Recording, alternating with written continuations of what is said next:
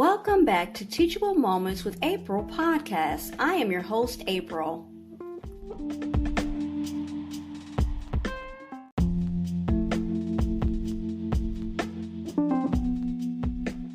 Tonight we're going to continue the conversation about special needs individuals, children, and young adults, and the penal system. The article that we're going to look at tonight is Pipeline to Prison.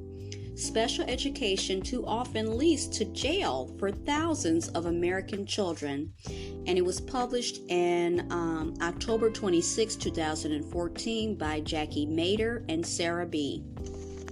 This particular article, they said, also appeared in the Clarion Ledger. Okay. So this is a very lengthy article, and I'm going to try to skim through it together with you guys and try to make sense of it all. So it looks like this particular article focuses on a particular case, a young man by the name of Cody Beck, and this is in Grenada, Mississippi. Okay, so I'm going to read a little bit of it for you. Okay. Cody Beck was 12 years old when he was handcuffed in front of several classmates and put in the back of a police car outside of Grenada Middle School. Cody had lost his temper in an argument with another student and hit several teachers when they tried to intervene. He was taken to the local youth court and then sent to a mental health facility 2 hours away from his family. 12 days later, the 6th grader was released from the facility and charged with 3 counts of assault. Officials at his school determined that the incident was a result of Cody's disability. That's what I'm saying. As a child, Cody was diagnosed with bipolar disorder. He had been given an individual education program, which is also, we all know, or maybe we don't all know, is an IEP, okay? A legal document that details the resources, accommodations, and classes that a special education student should receive to help manage his or her disability. But despite there being a medical reason for his behavior, Cody was not allowed to return to school. He was called to youth court 3 times in the 4 months after the incident happened and was out of school for nearly half that time as he waited to start at a special private school. Now it goes on to say that Cody is one of thousands of children caught up in the juvenile justice system each year. At least 1 in 3 of these arrested has a disability, ranging from emotional disability like bipolar disorder to learning disability like dyslexia. And some researchers estimate the figure may be as high as 70%. Across the country, students with emotional disabilities are 3 times more likely to be arrested before leaving high school than the general population.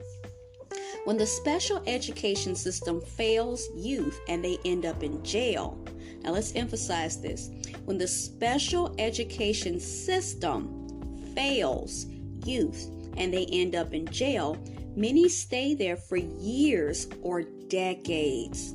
The vast majority of adults in American prisons, this is what I actually, when I told you guys about the individual that was on YouTube and he was giving his commentary, I did go and leave some comments, and I mentioned this about that I had learned rather within the past, I don't know, 4 years, I don't know how many years. To me, it's very recent, like it was yesterday, that there were actually a huge number of people that are in prison that are disabled, and this just really blew me away. And I don't really remember how I came in this moment right now, how I came across that, and I just have to know more about it. Okay, so the vast majority of adults in American prisons have a disability, according to a 1997, look at that, 1997 Bureau of Justice Statistics survey. Data hasn't been updated since, I wonder why, but experts attribute the high percentage of individuals with disabilities in the nation's bloated prison population, which has grown 700%. Golly, 700% since 1970, from the 70s? Really? In part to deep problems in the education of children with special needs. In Mississippi and across the country, the path to prison often starts with at a very early age for kids who struggle to manage their behavioral or emotional disabilities in low-performing schools that lack mental health care.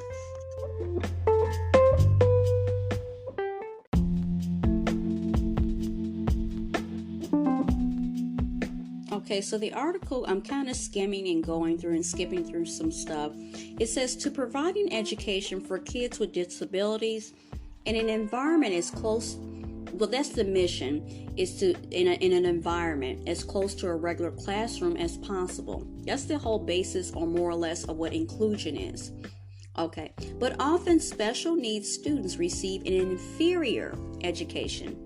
They fall behind and end up with few options for college or career. For youth with disabilities who end up in jail, education can be minimal and at times non-existent, even though federal law requires they receive education until age 21. Okay? So this was another aspect of what the gentleman was saying, that in regards to the 17-year-old who attacked his support staff, that he would be straightened out and he would receive some type of training or education in there. They're saying, based on this, I'm not an expert, based on this, that this is probably not going to happen. The likelihood of that happening is pretty no, okay? But I see what he was saying. I see what he was saying. I got where he was coming from. But sadly, that is probably not probable, okay? It says, a lot of times it's a major setback, says Elisa Johnson, a staff attorney for the Southern Poverty Law Center. She added that some transgressions are serious and it's behavior that needs to be addressed. But when you're dealing with students with disabilities, youth court referrals are harmful. Experts say that students with emotional disabilities can be impulsive, inattentive, or aggressive, behavior that gets them in trouble. When we're talking about emotional or behavioral disabilities, we're really talking about kids with serious mental health needs, said Reese Peterson, a professor of special education at the University of Nebraska-Lincoln. Learning disabilities can also land special needs children in trouble more often than their peers. Kids with learning disabilities that are not properly remediated in a school setting start to dislike school, and it makes sense, or act up at school, or do things to distract from the fact that they're not doing very well, said Diane Smith Howard, senior staff attorney for the National Disability Rights Network. More than 14,600 youth were involved with the Mississippi juvenile system in 2012, but it's unknown how many were in special education since the state does not track that information. Now that's interesting to me. Okay, that the state does not track that information. According to a Mississippi Department of Education, the DOE official, both the DOE and the Public Safety Office believe the other department was responsible. So some finger pointing here. The official said that the DOE will begin to collect the data this year. Okay, this year. Let's see if it happens, because this article was done in 2014. It's 2023. What you think, guys? Although numbers fluctuate as students move in and out of the system, some federal data show that kids with disabilities are overrepresented in the state's detention facilities. In 2011, 13% of students in the state's public school system qualified, look at that, for special ed. But at the Oakley Youth Development Center, only about 27% of students had disabilities, according to the Federal Office of Civil Rights survey. Now, another tidbit here is that it says nationwide, at least 73% of youth with emotional disabilities who drop out of school are arrested within 5 years, according to a federal study.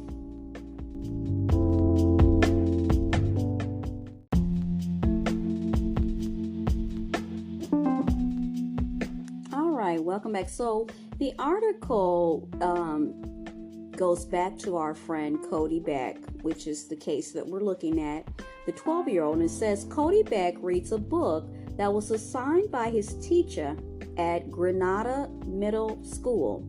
Since April, Cody has been on a homebound program due to behavior, where he does his work at home and meets with a teacher for 4 hours each week for instruction. In his 2013 to 2014 IEP, it was recommended that Cody receive individual instruction, be placed in a small class with other students with emotional disabilities, and daily therapy sessions. His teachers set, short-term goals for Cody, such as develop the ability to identify impulsive thoughts and consequences, and develop the ability to identify and express feelings of anger and distress in socially acceptable ways. In his IEP, his teachers also detailed his academic abilities. He was reading nearly at grade level, but his math and writing skills were several grades behind. They wrote that Cody tries to do his best work and desires to learn.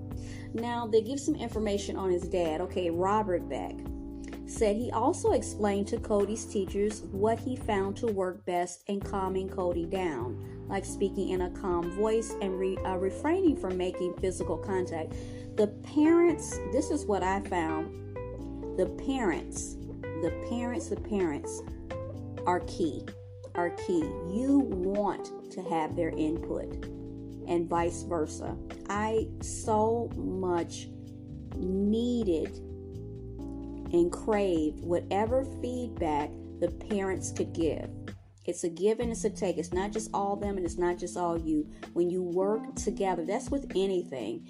There are going to be things that they're going to know. I mean, just think, it's common sense. It makes sense, right? That they're going to know that's going to work and what doesn't work. And when they share those gems with you, you listen. You listen and you take note of it and you implement it. Okay? Still from a young age, Cody was suspended for behavioral incidents and missed more than a dozen days of school in the months leading up to his arrest. When asked about the fighting, Cody said he loses his temper when other kids tease him, or when he hears people talking about my parents and telling me I'm stupid. Now, a frustration that a lot of people from the population, and it makes all the sense in the world, who wants people talking about you while you're standing right there? I mean, a lot of them are frustrated because they said people treat them like furniture. They talk about them as if they're not there. Okay. For many students with disabilities, suspensions are often the entry point in the pipeline to the criminal justice system. Statewide, more than 8,000 students with disabilities received an out-of-school suspension, and nearly half of those received more than one in the 2011 and 2012 school year, according to estimates by the Federal Office of Civil Rights. Many of these kids get in further trouble out of school, said Reese Peterson, and they end up in the juvenile justice system. Several special education students who have been arrested said in interviews that their trouble with the law was preceded by frequent suspensions for fighting or talking back. One 16-year-old special education student at Oakley Youth Development Center, a long-term center for incarcerated youth, said in the past, loud noises and childish people would set him off. Now, sometimes in regards, I'm going to use one of my brothers as an example. They have like an inner ear thing, and everything is amplified. It may sound soft or regular volume to us, but for them, it's louder. Okay, and that can antagonize them. It can get to them, you know. Okay.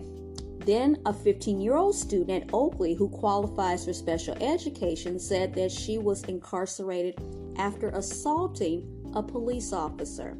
She had already been suspended from school numerous times for things like playing in the hall and during class or talking back to teachers. Now, another thing here, it says officials at the Rankin County Detention Center say that 50% of the children they've had this year qualify for special education. Many of these kids enter the justice system shortchanged by schools and far behind their non-disabled peers. In the 2012 to 2013 school year, only 13% of 8th grade students with disabilities scored proficient or above on the state's language arts exam, compared to 58% of non-disabled students. According to a previous Clarion Ledger review of data, during the 2011 and 2012 school year, less than a quarter of special education students in Mississippi received a regular diploma, far lower than the national average of 64% in 2011. Young people who generally end up in trouble were not prepared for the beginning educationally, said Olita Garrett Fitzgerald, Director of Children's Defense Fund's Southern Regional Office. In 2013 report by the Minneapolis-based PACER Center, which is a parent training center, warned that one of the biggest reasons students end up in the corrections system is school failure. So just like in the other article, it's pointing to school failure. Okay. I'm not a fan of pointing fingers and stuff. I'm kind of annoyed by that. But when something is merited and it keeps coming up, then, you should pay attention. So school failure. There's the system is flawed, like with many systems that are in place in this society today. It says many kids across Mississippi also lack access to pre-kindergarten, meaning they may start behind academically, socially, and emotionally, and can miss a critical time period to identify disabilities and beginning treatment. It says only about 17% of children under 5 in Mississippi receive a screening for developmental or behavioral problems, compared to the national average of about 31%. Wow. It's a difference there, 17 and 31%. Early education and nurturing is absolutely critical, said Fitzgerald. Children whose needs are met at an early age are able to go to school ready to learn. They're much less likely to be discipline problems in the classroom.